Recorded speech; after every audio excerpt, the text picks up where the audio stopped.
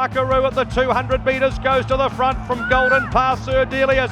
Buckaroo from Golden Pass Sir Delius lifting. Buckaroo just in front. Sir Delius wears it down. And it's Sir Delius.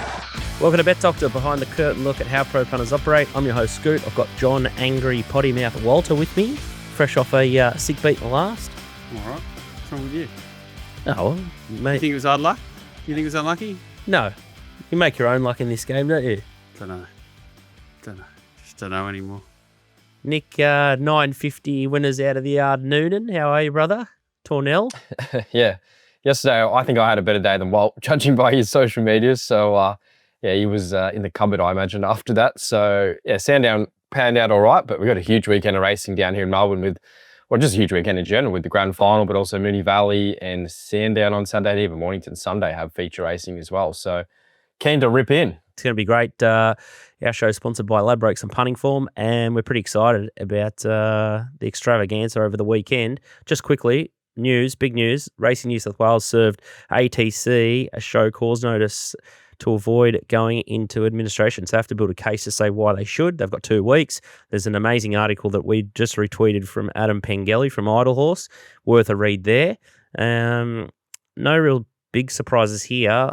I saw the letter pen from Dr. Saran Cook, and it may as well have had PVL's name on it instead of Saran, but I guess that's the way they operate in New South Wales.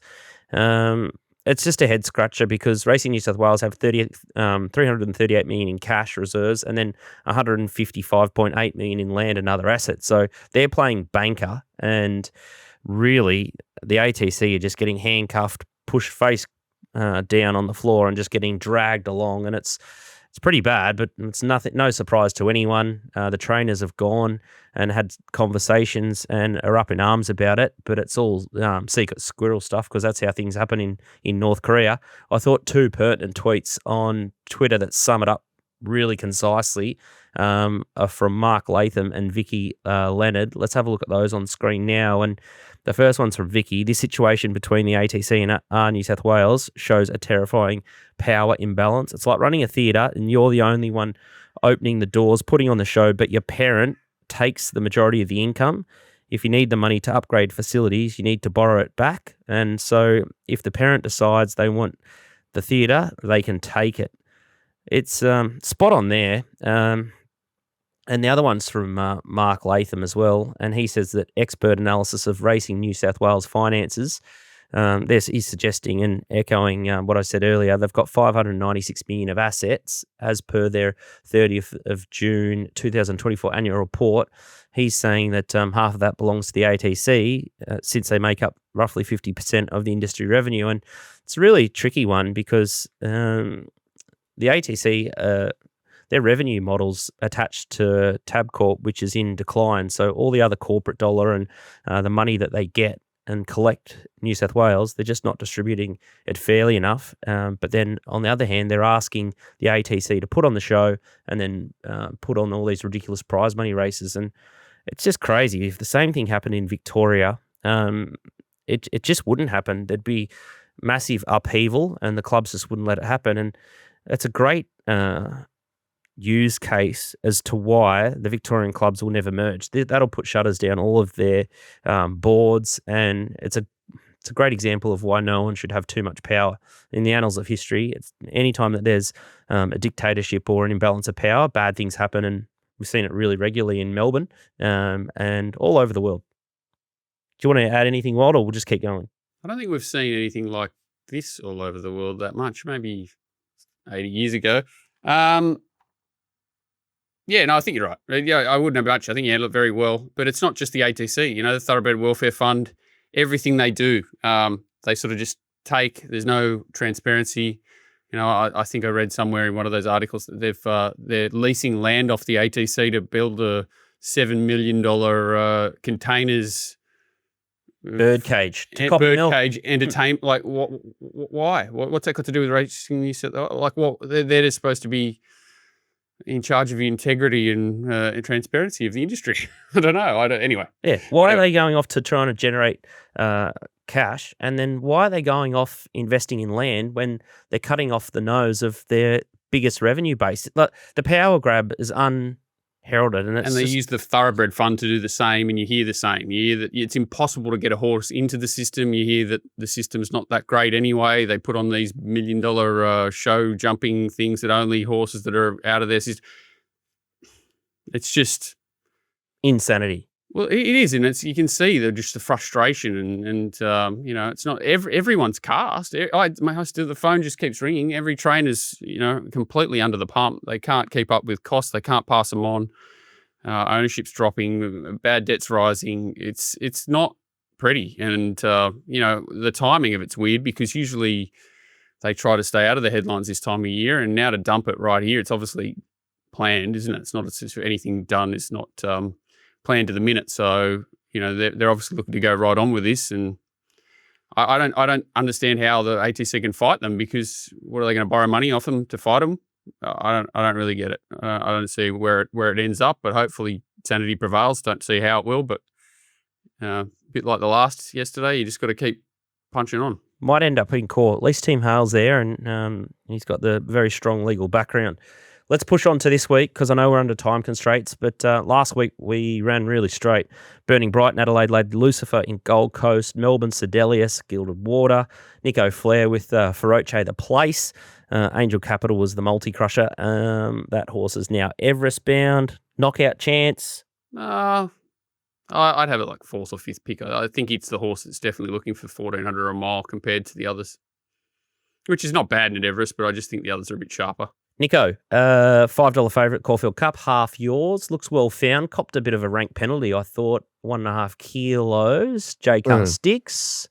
What do you think? Yeah, the more I looked into the penalty and talked about my brother Trav, who's probably more across it than I am, those sort of weights, it sort of made sense, because the horses that are probably going to be around him in the weights, they're like Sadati and a few others. Like the Caulfield Cup's going to be pretty weak by the looks of things, and it's going to have a long tail. So I think he got probably hit hard for how well he won, and hit hard for just sort of the opposition that he might be facing in a Caulfield Cup. So I'm lucky I'm sitting on $26, so he can start as short as he wants. That gives me an opportunity to get some back maybe, and take a bit out of him. But of what we saw there on Sunday, he's going to be pretty hard to beat off the weight. I think he's still pretty well weighted off the way he won. So he's definitely the horse to beat right now. I think he'd be in work since December, and he's going to be a 65 or 67 rater going up to a Caulfield Cup. Be a fair effort to keep the horse up that long. It's not a Caulfield Cup though, is it? Like it is, but it isn't. But it is a proper horse too, so it's a bit of a tricky one to line up. But I'd like the ticket. I'd like the ticket. Like, who are you going to have to fight off? A Vauban that flopped second up, and maybe a few other weird and wonderfuls. It just it looks like only bad luck will beat it, really. I'm interested to see what happens in the Turnbull. Usually the Turnbull, something jumps out of the ground. Don't think anything will. Not that's going to the Caulfield Cup anyway. No, that horse is pretty special by the looks of him. Just the way he can just continue to build and accelerate, maintain a run, and I don't think 1.5 kilos is going to stop him. Maybe I think Trav and Nico combined are a little bit more than 1.5 kilos. They're probably more chance of stopping him than the 1.5 kilos on the back.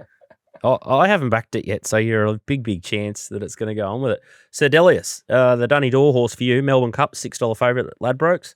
Yeah, still in love. That's his race. Yeah, the time was obviously terrible, but it's just the qualities of the horse. I think we sort of pretty much nailed it. He wasn't a $2 chance, but if he got in a dogfight, he was going to be hard to beat, and that's pretty much all it was. But yeah, I don't think you'll see the best of him until the first Tuesday in November.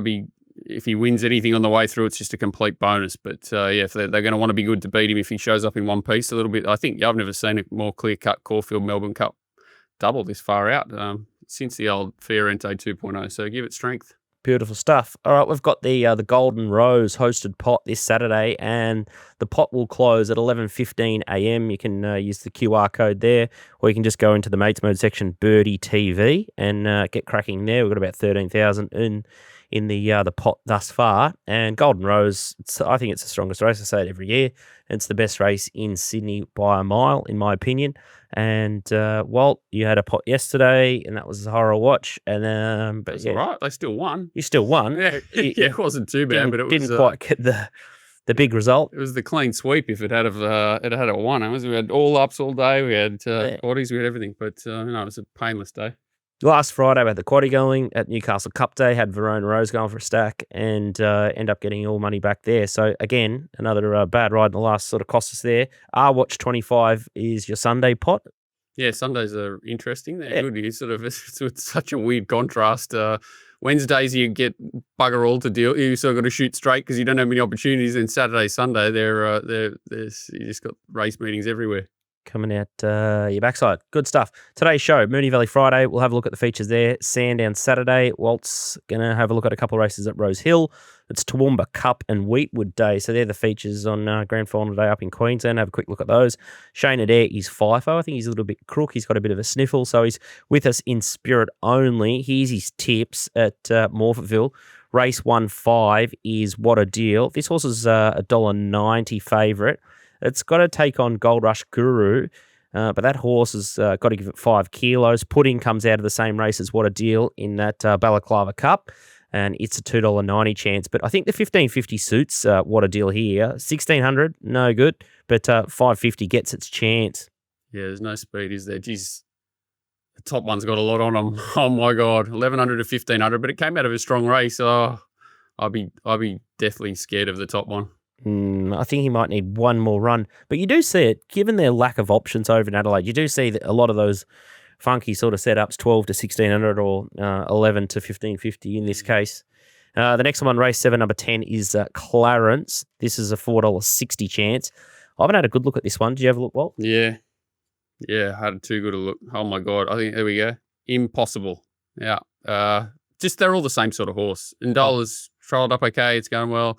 So pairing was good the other day. They're all very similar horses. There's not much between them. So I'll be cheering for Clarence, the cross-eyed lion, for the FIFO man. But won't get mine that race. All right, let's zoom into Moonee Valley and Sandown. The good news is nationwide, or at least East Coast and SA, it's all beautiful sunny skies. Splash of rain around in Melbourne, but nothing out of the ordinary there. So we're looking at hard and fast racing. Just a quick one. If you're looking for replays, make sure you head to the better site for racing.com. They're currently under an upgrade for their website. So if you can't quite search by runner, I'm finding good results with the beta site on racing.com. So just click the tab and you'll be able to search runners there if you're doing your replays. Race 2 is the Drummond Golf Handicap over 1200. Odds courtesy of Ladbrokes. And the favourite is Pre-Star, $3.20. Rahisha, $4. Olive, Another Day, $4.60. Barari, $5.50. Duke Atreides, $9.50. And Yuki, $11. Much, much better than the rest.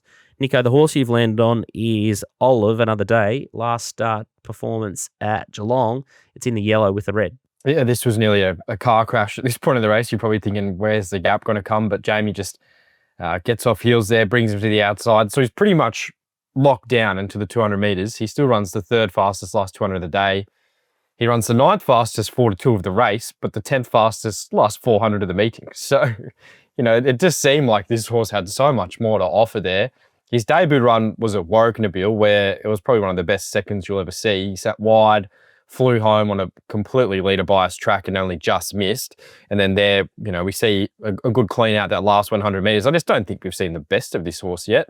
1200 looks a positive. There's a bit of pace in this race. I thought he could just probably park in behind them. He should get a nice run. And you got a sort of Rahiju who, she goes okay. I think Olive Another Day may have some more upside than her, and his ratings may sort of suggest that. And then Pre-Star, he's got solid form up there in New South Wales coming through the run to the Rose. Just a matter of where he's sort of at off his last few runs. He's getting deeper into the campaign, and it is the time of year where the progressive horses who have the upside can really keep going. So I thought he just sort of stalk the speed and be really strong late like we saw there last start. So I was surprised he wasn't favourite, and I was pretty happy to back him at the price. I thought he was a good way to kick off things at the Valley. 460, take down to what price, Nico? Oh, I thought he got more like 320. So I'd be sort of happy to take down to that price with a few question marks around the others. So yeah, I was surprised that 460 was around, and just speaking to a few other people have lined up on him. So usually when that happens, sometimes they're well enough found. So I probably would be taking the 460 now. I'd imagine he does start shorter. Lovely stuff. Mr. Walter. Yeah, it's a good race. these Rahija and Barari probably both need to lead to do their best. I keep trying to ride Rahija. I think it's sort of a building momentum horse. Pre-Star actually went quite well in the Golden Rose, considering sort of behind the leader and threw its head around, did a lot of weird things. The horse has got a lot of rats in its head, but I'm 100% in Nico's corner here. This horse just needs to be given its chance. I don't think Jordan Childs is the rider for it. Got a bit of PTSD with similar horses with him being sleepy lately. But yeah, go back and watch the replay of the debut of this horse, and anyone who was on that, they've got me covered for the last at Warwick Farm yesterday. It was disgusting. It must have been 10 in front, 200 metres after the line. This horse could be very good, and like last start, I don't think he got out of second gear. So I complete agreement with Nico. If this horse is given its chance, 440's a monster price. It's not a gimme race, but it just looks like it's got unlimited upside. Just needs a good ride. All right, over to you, Mr. Child. So that's race 2, Olive Another Day for Nico's best. Let's have a quick look at the Manikato Stakes, and it's Lady Shenandoah, $2.40 favourite at Ladbrokes.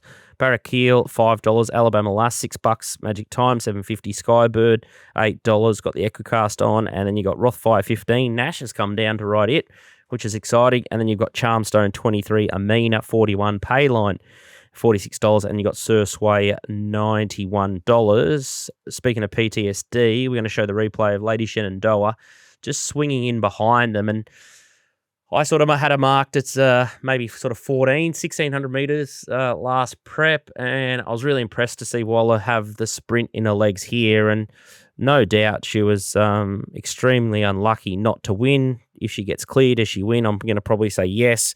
There's head wall winning, Straka's there, and yeah, it's just so clear she should have won the race there, and we got away with one there on head wall Walt, and I think barrier 10 here is just perfect for Lady Shenandoah.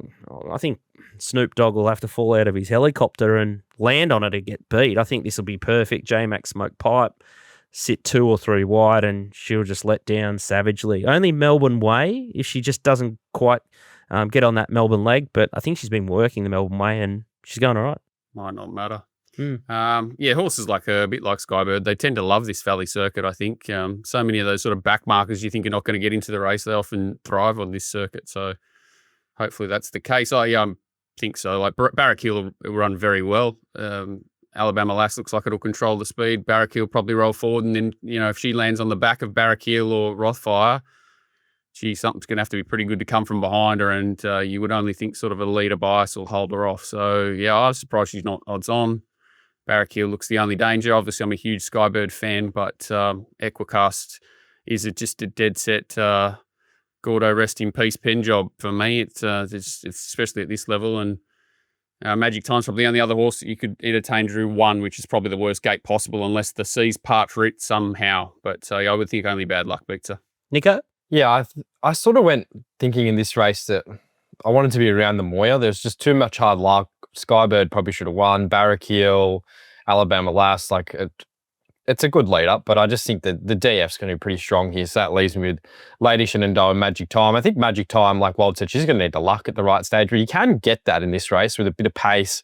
A lot of the time, you can see the horses in sort of the box seat be pretty dominant in these sort of sprint races at Moonee Valley, especially at the top level. So, I thought she's right in play, but Lady Shenandoah, if J-Mac can not have her last, well, then that's the race, isn't it? If she's back last, has to loop the whole field, and there's a bit of a pattern not in her favour, well, then you're probably thinking 260, 280 maybe is the right price. And if it's fair and she's lost 2 pairs back, 1 off, or she's probably a $1.80 chance. So it'll be completely dependent on the map. There's no doubt she's the horse with all the upside. She's already the best horse of ratings in the race. So it's just how the race works out for her. Yeah, I'm saying Gordo M word. Well, I think if it was a grand final, he could be outside leader. I have no problem with it being last unless something weird happens out the gates. I think she's not devoid of speed. So, yeah. And Ash going down. Nash and J-Mac seem to be good friends. He'd love J-Mac to find Nash's back. Tinfoil hat, just go square. Well, I think he'll be following Nash everywhere. They're drawn that way. I'm not saying there's anything untoward at any stage, but I think that'll be J-Mac's plan to get just straight on Nash's sniffer the whole way. I'm going to leave it right there and head to Saturday at Sandown for race 4. It's the Evergreen Turf Handicap over 1,400 metres. King Zephyr 245, Rakoki 450, Just a Deal 550, Sassy Boom 950, Librami $13, LaFerrari $15, No Strings Attack $17, and So Risque 18. Nico, King Zephyr. Wow, this is a tough watch. Just fell asleep. Snoozy. Jordan Childs, Lafracus. Just gives him windburn. Yeah, I think he didn't get around the valley. Looking at his sectionals from that 4 to the 2, he was just sort of all at sea around that bend. This is the best part of his work, the last 100 metres where he gets balanced up and really gets his action back and attacks the line. So getting away from Moonee Valley is a huge tick for him. Lafracus is, he's pretty much, I think he's unbeaten this campaign. So he's come back a much better horse. And it's probably no penalty being beat by him.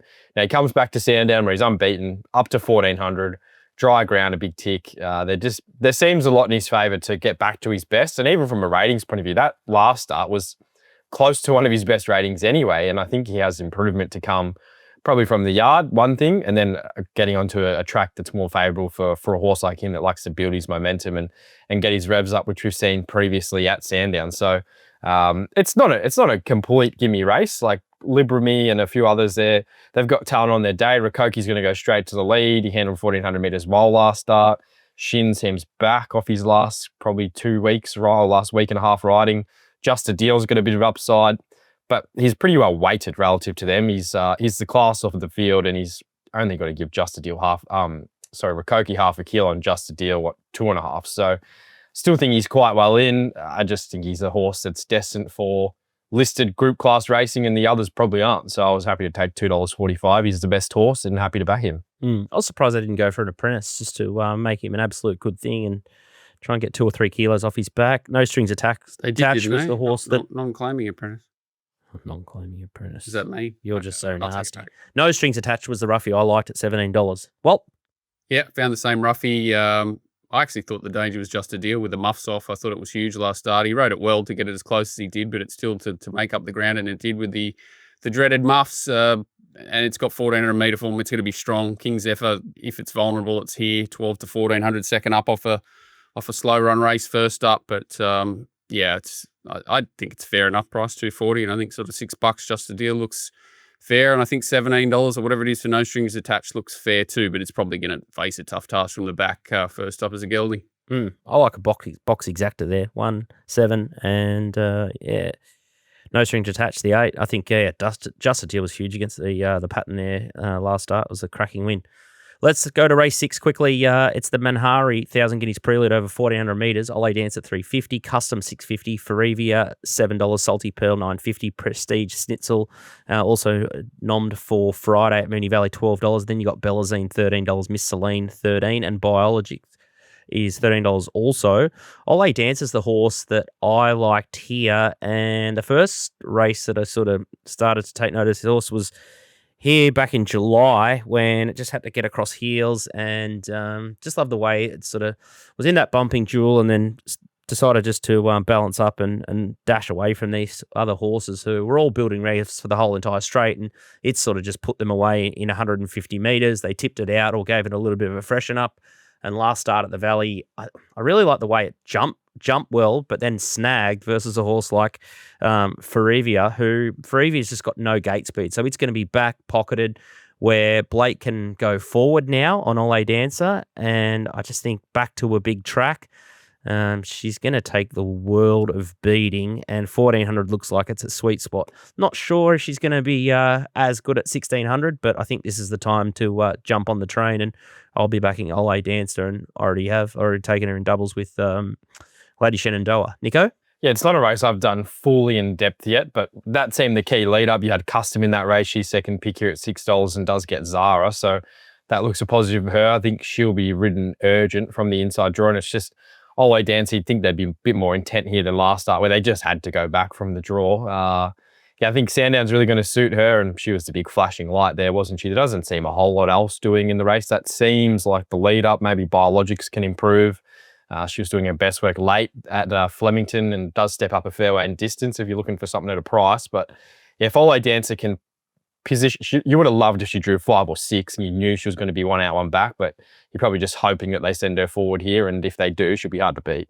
Well, Yeah, there's just no depth to the race. I went looking for Biologics too. I just hated the glue on shoes there first up and thought it just didn't do enough to.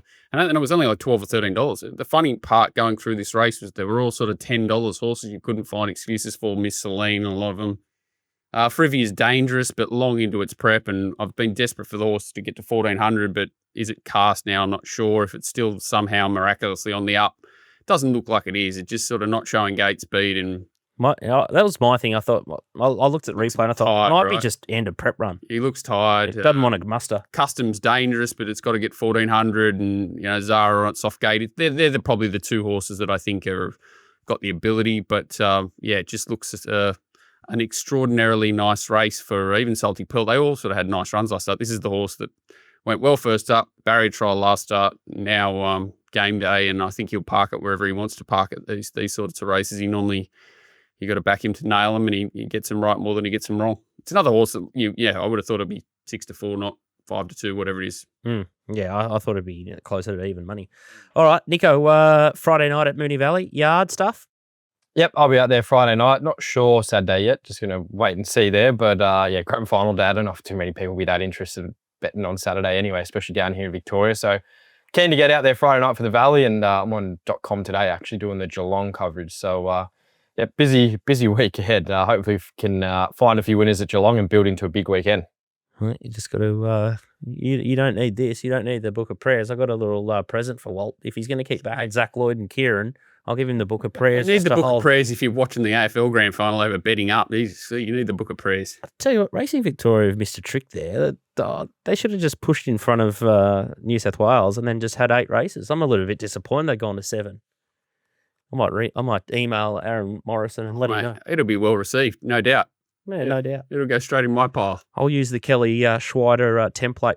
Nico Noonan's absolutely on fire, so make sure you check out his yard stuff. You can find it on Twitter, Nico's Yard, and you subscribe through Patreon. So you see his work on racing.com, and so if you want more and he's staking advice, make sure you get around that because he's on fire. Thanks, Nico, and we'll catch you next week. Walt, let's talk about Rosehill. See ya. Perfect Sydney weather. It's very hot. They're going to have to water the absolute bejesus out of the track. What are you expecting? Isn't that the first time we've had to worry about watering, which is scary? But what is it, 31, isn't it? They're talking Saturday, real potentially. Hot and sunny. Hopefully there's not enough water they can put on the track to destroy it. But, it should be – set up for an even sort of maybe, a little bit on pace is always good there, but hopefully we get a reasonably even track. Yeah, that might save money by not watering punters. They'd be happy. We want roads. Well, maybe they can't afford the water. Maybe they're going to have to, they might have to truck it in from Druitt Street, Sydney. Let's go into race number 6, the Petaluma Heritage Stakes. It's a list event. It's 1,100 metres. Mahuna is $3.20 favourite. Beedman $4.40. How do you say this one? Acacia. $5, Grand Eagle $12, Central Coast $13, Hidden Motive $14. You got North England $15, King of Pop $18, Burma Star Farnacle. Comedy round out the market there. Let's have a look at 2 key trials. Mahuna, we've seen this one before. It's the Briasa trial. She was scratched, kept for this. Not bad work behind Briasa. Yeah, and Briasa obviously went okay, knocked up, but obviously was going very well and was there to the 100 metres and got beat by Jolly Star. So the key to this is not much of that 3-year-old form sort of measured up against the older horses. So at least, she's only in a trial here and she is pushed out a touch, but she's definitely come back in good order and she's not really the sharpest. Like she won the Golden Slipper, but she's more of a builder, not a sit sprinter. So I thought she trialled quite well. Beedman's the other one here. He's in the big baldy face. China Horse Club, red and V12 yellow. Outside it, who's probably, is a handy horse, but not up to this grade, you'd say. I think it is a little bit more race fit, but still. And he's got his winkers on here, Beedman, and this is his second trial. So make of it what you will. I didn't think he trialled like he's ready to go off like a atom bomb. Let's just put it that way. But they're our only 2 trials. Yeah, he's drawn wide here. There's a bit of speed. North England with the blinkers and Reggie takes over. Hidden Motive's drawn wide. Zumbo with the blinkers really wide. And sort of Beedman's in amongst them. So there's a chance that J-Mac could pull off the miracle and just slot across into a good spot. But Mahuna draws the gate to land there no matter what. So it should land sort of 4th, 5th. If J-Mac wants to push the button out of the gates over 1100 fresh, he can probably land in the first few as well, but he's going to need luck. They should go quick. I think it suits her as well as you can possibly be suited first up. Just should land in clean air. Acacia was very good down the straight, but now Swap's got an inside draw, probably going to be back. Key rider change there also might make it a little bit difficult and might probably want a little bit further than 1100. So, yeah, I just think this horse lands in an ideal position. Acacia is dangerous. I thought Grand Eagle was dangerous too as a knockout, resumed on a heavy track first up and ran up to win and knocked up and then was given a little look around out the back in a trial since, which I love, especially when they resume on heavy tracks first up, that little spin around to get the fuzz out of their legs. But yeah, you might get 20-1 or something silly, Grand Eagle come race time. So I'd be making Mahoona my best result in Grand Eagles. I don't want it to beat me and scared of Acacia, but hoping it gets lost in the pack and keep an eye on Farnicle for further. It's a bit scary now with Sunrays sort of not coming back. You go back into the Beedman form, Gold Coast, it was bottomless, heavy 8, Leadersville. Before that too, like it was, D-Day. Yeah, and like it's lead up for. I think it got beaten a maiden, then it won a maiden at Newcastle, and only beat average horses and wasn't exactly dynamic. And then if you've got the balls to say that Gold Coast race was just bollocks, he's probably $10 here. I'm willing to roll the dice on that. Well, so am I. So am I. So am I. Yeah. Your eyes don't lie, and those trials are just dead giveaways. I think Mahoona, that's the horse that I want to be on, and gosh, I'm still kicking stones about Acacia last time. That was our big one. Yeah, one chance in life. 20s into $9, and I don't think Jai did that much wrong. No, it's just a very good effort. And it's just a very different race this time. Made a lot of ground there too. So it is 100% dangerous here. Just hoping it gets stuck in a hole back on the inside and doesn't get its chance to get a crack at Mahoona late, to be honest. Let's go to the great race. The race 8 is the Group 1 Golden Rose over 1,400 metres. Tempted's a favourite at Ladbrokes, $2.80. Autumn Boy, $4.80. Skyhook, $5.50. Woderton, $5.50. Baywhack, $9. 60s, $14. You got Nepotism, $15. Rivellino, $41. And State Visit, $61. Run to the Rose. Talk us through it, Walt. Okay, so we got they went quick here. Baywhack's outside the leader. We got Skyhook back in there in the zip fast and Tempted coming down the middle, had the best run in the race, was just in an ideal spot and then able to build its revs. So Baywhack was good outside leader on a fast tempo. Tempted was very good first up off a beautiful passage, and Skyhook was obviously desperately unlucky. Woderton down the outside with State Visit and Nepotism back behind it with Rivellino. So, yeah, I think it's going to be a similar sort of case, the horse coming from similar spots. Ming Dynasty, Autumn Boy in the yellow and red starts to take ground off 60s. Out in front. So, yeah, really well ridden 60s here. Just took advantage of the pattern of the day, sort of an even fast tempo, as in an even fast speed, just sort of went in the one speed the whole way and made it hard for Autumn Boy to chase first up. I think Collett I don't think he was sleepy. I think the horse went quite well. I think the winner went well and the way the day sort of panned out, which wasn't ideal, but the way he pins his ears back and finds the line, he's done that all 3 starts now. So, yeah, he's a real horse for sure. Yeah, I was sort of blown away, and a lot of people were, with the Tempted win being first up, and just knowing Ma, usually they just keep improving into their preparations. I did find it interesting that she sort of had to muster a little bit earlier than she had in her past runs. And I was obviously on Skyhook last time, and I was kicking stones again. I'm surprised I didn't go for someone like Tim Clark, or are they going to lead on Skyhook? What's the tactics here? How are they going to get Tempted beat? I'm too scared to ask, to be fair. The Tempted, all I've heard since that run is it's not running here. That scares me, as in whether it took a little bit out of it and they wanted to sort of freshen it, go to a Coolmore, or give it more time to maybe have a clean out and run maybe in the Everest, or whether he just wanted to target the Everest. I'm not sure, but that scares me. I don't know what the reasoning behind that was, but it was not running here until Monday. So I've got that in the back of my head. Winning first up 1,200 off that and then sort of bouncing to 14. Again, an awkward draw. I think she's going to have to be very good. And it was dominant. Don't get me wrong, it was a good effort. But I still think Skyhook should have probably been in the finish with her there. And he's a more of a flowing sort of horse. He was used early on a fast speed. Then she's been able to take the sit on him, go from two or three behind him in the run to 2 or 3 in front of him by the time he's out. So, and he's got an extra run under his belt with a trial. That's a much better grounding for this race than she's got. So yeah, I just wish that Skyhook was drawn inside 60s, not outside, because if 60 sits outside leader and Baywak kicks up, then there's a chance that he could get called 3 wide, or he has to press and maybe go too quick. So I wish there was no decision there for K-Mac and he could sort of land just third behind him, because the key to this race is Waller's intent with having Baywak and 60s in the race and Woderton drawn 1. Yeah, he plays God. And Tempted's drawn wide. So, if it was mine, I would be saying Baywak goes to the front, 60 sits outside it. You go as slow as you possibly can, because Woderton will hopefully hold third the fence. Suck. And that will give yourself the best 3-prong attack up the straight. And then Tempted has to overcome a slow tempo. And, Autumn Boy's probably the one that is hurt by that. But, Caulfield Guineas is more his go, isn't it? Yeah, and I still think he's dangerous from that sort of position. But, yeah, exactly, Caulfield Guineas is his race, I would imagine, out of all of these. So, especially same for Nepotism. So, yeah, I think it's a great race. I think Skyhook's extraordinarily well placed as long as it's given its chance. I wish Nash or Tim or someone was on it, absolutely. Just someone who is very good at being solid out of the gates, Johnny on the Blake spot. Shin, landing in a spot, hold, and then being a good judge of tempo and knowing when to go, because this horse will probably need a handy ride, but it should be fairly straightforward. Baywak's not hopeless.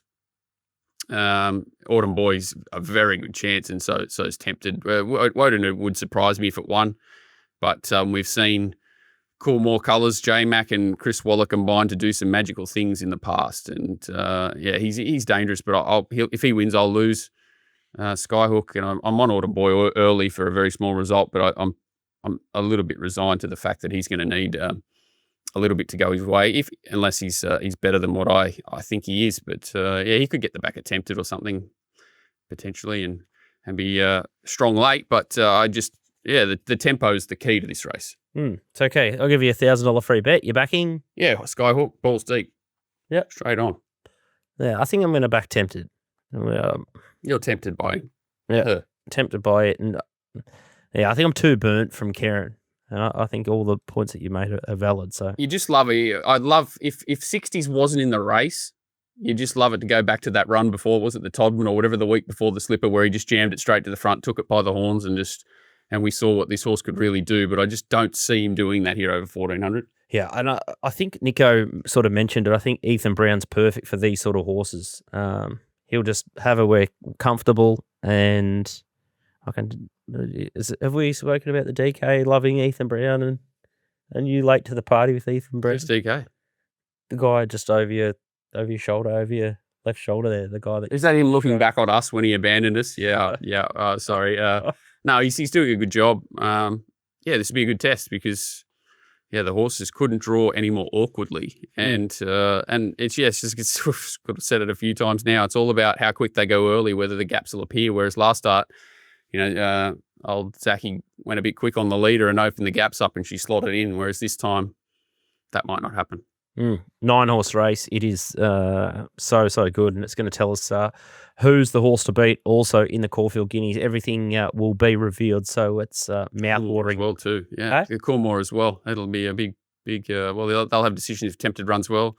Coolmore or Everest. You would imagine there's no Godolphin horse really putting its hands up there, and Skyhook and those horses probably whether they push forward or back. Set your alarm for 4 o'clock, and then it'll be 5 minutes before the race jumps. You need to watch this. You need to stop watching the grand final and watch the Golden Rose. It is one of the best races for the year.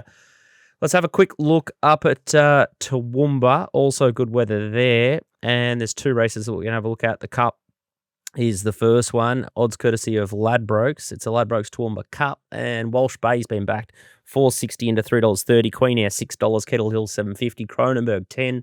Kabosh 10, the right way 13, Just Flying 14, and Coda 16, Age of Kings 18, Barrazon $18, Nickhouse Spur 21. A couple of replays. The first one I was quite taken by as the favourite here in the purple and white is Walsh Bay, and had to work early, hold a position, And then the horse sort of fading in the blue and with the blaze, it went around and put pressure on the leaders and it busted up. And this horse just absolutely put a hole in him and accelerated nicely. Went to the breeding records, and I do see the Dam won a listed race in America over 1,800 metres. So I think the 2,000 metres and just the way that race sort of panned out, I think this horse will run 2,000 metres, and I think that's the only real query that you can put on Walsh Bay. And yeah, Chris Muntz has certainly unlocked or found the key, and I think it's just stepping up in trip with this mare. And 53 kilos, barrier 15 is a slight concern, but Damien Thornton knows the horse. Similar assignment to what happened last time, just needs to find some cover, and I think she's going to be in the finish. And the horse that's a danger is also the one that's sort of beaten the handicapper here, and this is Queen Air in the fluoro yellow, and I've mentioned it on the show before, her last start. She dead set first up, paraded like she was in foal, this Queen Air, and that's Cronenberg winning. You got Kibosh. She's down along the fence. Not sure that she likes to be in and around runners, and from a fitness perspective, the step from that first up run to second up, I think she's made a massive, massive leap, and she's just sort of on their heels later. So if she's sort of zipping and ripping down the outside, I'm saying that she's going to finish a lot closer in that race. And here, third up, peak, 2,000 metres, meeting all those other plonkers with not much upside. She just looks like the clear danger. So if you're going to take a quaddie leg, they're the only two horses that I want to play in. Kettle Hill looks like it's completely gone. And I just don't think Cronenberg at 2,000 metres can give these two mares 7 kilos and beat them home. I'm just not seeing it. And a horse like Encoda, 60 kilos, just flying. Yeah, sure, it's going good, gets D more. They're just the same sort of batch of horses. And Golan would just be grand final day for Queen Air, and she's just still on the way up, this Walsh Bay. It was a great win last time at the Gold Coast. Yeah, I think if Queen Air's ready, it wins. Whether you need one more run or not, because it's just had two such big barrier trials, just has not taken part. So, yeah, whether this is her target or something next time out, but you're getting, what are you getting, $6 or $7? Yeah, I thought Just Flying was the danger. That whatever that race was last up was just disgusting. And for it to box on the way it did, I thought was really good. Obviously, the biggest danger of this race is 27 horses around this racetrack. But, yeah, I thought Queen Air I was hoping for a little bit better price. I thought they might completely miss it, but they haven't. And, yeah, Just Flying I thought was the main danger for sure. Very easy, skinny quaddie leg there, so it should be a cracking race. Toowoomba race 8 is the one equine Weetwood listed quality over 1,200 metres. Give Giggles as a favourite here, $4.60. The Inflictor $5. Taz $5 was flying last prep. About to explode $5. Natuno, Waltz horses $8.50. Exotic Miss was really good in the Tats Tiara $12. All that Pizzazz $12. Russian Alliance $13. Safrado $15. Then you got Shara Goma at $17. And the horse I like here is the Inflictor, and it looks like they've definitely targeted this race. I was surprised, actually. I thought, what's this horse doing in the Party for Two race at 1,100 metres? And now that I see it nominated in the Weetwood, this is why. This horse can go forward, sit on speed. The pressure of the Weetwood over 1,200 metres is much better, and I just like the way he just never gave up. I thought he'd get sort of run off his legs here, and his last sort of 50 was quite good there, and he just got out-kicked by the leader Party for Two, but I think they put up $6. That was sort of nibbled away. Again, it's got a wide draw, but he goes forward, makes his own luck, and I think it's just the clear horse to beat. Exotic Miss has improved, but and again, like about to explode. Another big step up in class. Gets Angela. Horse absolutely flying, and but again, $5 for it. Tabs first up, $5. The market just doesn't know, and I just thought the Inflictor was just so good first up. He looks like he's come back enormous. Yeah, I think I was joking with you that I think Angela Jones will ride the Quinella here. She's on tabs and ready to explode. And I thought they were the main two chances in the race. Curry Stable will no doubt have targeted this race with tabs. It was completely airborne. It is the right horse for this race. Strong 1,200 metres around this joint with an uphill finish. Just needs to be slingshotting at some point, and ready to explode flying, but it will get back. It's another race where you just got to avoid car crashes, but I thought they were clear clearly the two horses that are suited in this, like a fast run 1200 round here, that are going to have fresh legs and be very strong late. And I don't think I've ever backed a winner at Toowoomba in my life. So it's just so hard to back a winner there because you've got to be building momentum at the right time on that weird bend and whatever. But I think these two will run well. Barrier 2, just very, very scary. You might need the rosary beads and just start peeling them off at the 600. Your girl. Angela. Your girl. There's another one that you've converted to. No. Hey? No, we're not converted. She's all right. She's very solid. The other one scares the pants off me, Elang. But not Angela's all right. Angela's fine. She's cool. Queen of Brisbane, Angela Jones. Yeah, she's all right. Beautiful stuff. All right, there's another one in the can, and you've got what have you got this week? Is it Sunday? Friday? No, Friday. I think we got the brush Friday. We got the brush. We got Sunday. Good. Saturday. Sunday. Sunday. And Sunday for you. Yes, Steering. Saturday, Sunday. Yep. It's going to be great coming off Friday. I think we've got 2 meetings today at Scone and Hawkesbury today. I think there's 2 tomorrow. Then Manikato night into Saturday, into Sunday. I should be fresh come Sunday afternoon, fresh. It's great racing. There's plenty on the smorgasbord. So make sure you get your puntingform.com.au database and filter the form as fast as we do. It's very easy. It's very simple. If I can use it, it's idiot proof. I do have special mentions. I forgot my special mention. What's happened? Strathday. Oh, Strathday with J-Mac on. He's going to suck me back in at $6.50. I know it's going to happen. I'm just hoping She's Unusual and Cozy go a bit faster. But why they put him on J-Mac just to kill me? And there's another one in race 5, Serati, that I forgot to mention as well. It maybe needs one more, but if it'll be 15, 20 to 1, it can run a race. That's it. Sign off. 2 of the biggest suck horses on the planet. I love it. Strathday and Serati. Love it. That's the end of the show. Yeah. We'll see you next week.